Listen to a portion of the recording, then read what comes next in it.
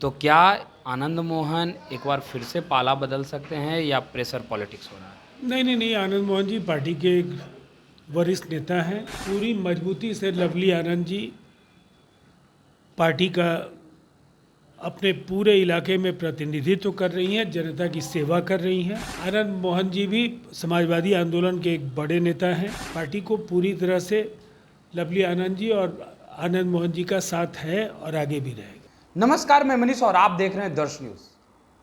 हमारे साथ मौजूद हैं जेडीयू के राष्ट्रीय प्रवक्ता राजीव रंजन जी। आपको बता दें कि ऑपरेशन सिंदूर के बाद एनडीए जो है तिरंगा यात्रा निकालने जा रही है। इसी मुद्दे पे बात करेंगे। सर, ऑपरेशन सिंदूर के बाद अब तिरंगा यात्रा जो है एनडीए निकालने जा रही है, क्या प्रभाव पड़ेगा?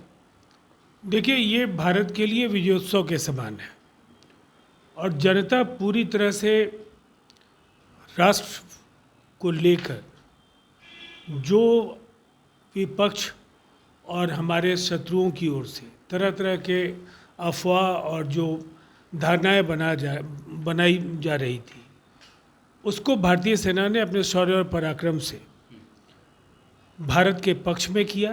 पाकिस्तान को 72 घंटों में घुटनों के बल हमने खड़ा किया है। देश आज तिरंगे को लेकर के बहुत ही उत्साहित है और भारतीय जनता पार्टी जनता की जो भावनाएं हैं उसी को अभिव्यक्त करने के लिए तिरंगा यात्रा कर रही है। तो निसंदेह जो पार्टी के कार्यकर्ता हैं वो शामिल होंगे और जो सैनिकों के शौर्य और पराक्रम को लेकर जो हमारा संकल्प है वो इस यात्रा में दिखेगा। कल देश के नाम संबोधन जो है देश के प्रधानमंत्री का रहा, सभी लोग जमकर तारीफ कर रहे हैं, लेकिन वहीं विपक्ष के लोग सवाल भी खड़े कर रहे हैं कि क्यों डोनाल्ड ट्रंप को मध्यस्थता करना पड़ा। देश इतना कमज़ोर कैसे हो गया कि मतलब प्रधानमंत्री नरेंद्र मोदी के रहते हुए डोनाल्ड ट्रंप को समझौता करना पड़ रहा, मध्यस्थता करना पड़ रहा। देखिए, युद्ध जैसे हालात हो या युद्ध हो, देश को एक स्वर में बोलना चाहिए, लेकिन विपक्ष के नेताओं को कई बार ये बातें समझ में नहीं आती है। दरअसल ट्रंप के दावे का सवाल हो या पाकिस्तान के आला हुक्मरानों के जो बड़े बड़े दावे थे, उनकी कचूमर भारतीय सेना ने निकाल दी है।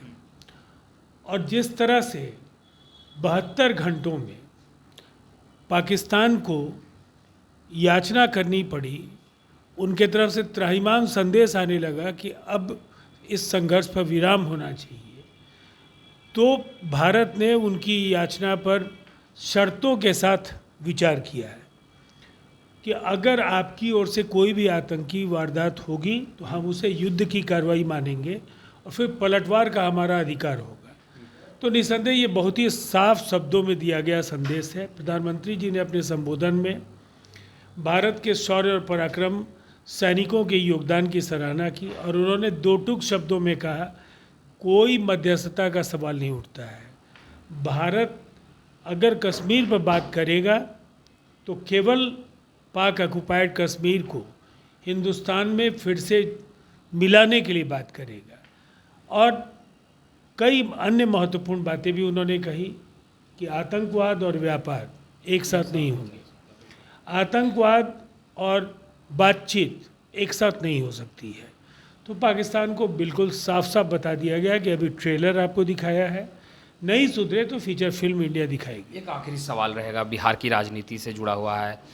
जेडीयू के कद्दावर नेता और उनकी पत्नी सीतामढ़ी से सांसद भी हैं, उन्होंने कहा कि राजपूतों को अब नज़रअंदाज किया जा रहा है, जो जितनी हिस्सेदारी देगी उसका समर्थन जो है हम विधानसभा चुनाव में करेंगे।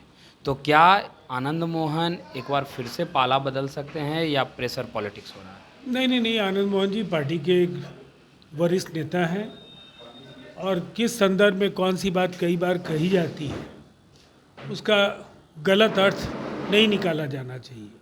पूरी मजबूती से लवली आनंद जी पार्टी का अपने पूरे इलाके में प्रतिनिधित्व कर रही हैं, जनता की सेवा कर रही हैं। आनंद मोहन जी भी समाजवादी आंदोलन के एक बड़े नेता हैं और इन बयानों को तोड़ मरोड़ कर रख करके कोई अर्थ नहीं निकलता है। पार्टी को पूरी तरह से लवली आनंद जी और आनंद मोहन जी का साथ है और आगे भी रहेगा। तो ये थे हमारे साथ जेडीयू के राष्ट्रीय प्रवक्ता राजीव रंजन, जिनसे आपने तमाम बातें सुनी। फिलहाल इस खबर में इतना ही। धन्यवाद।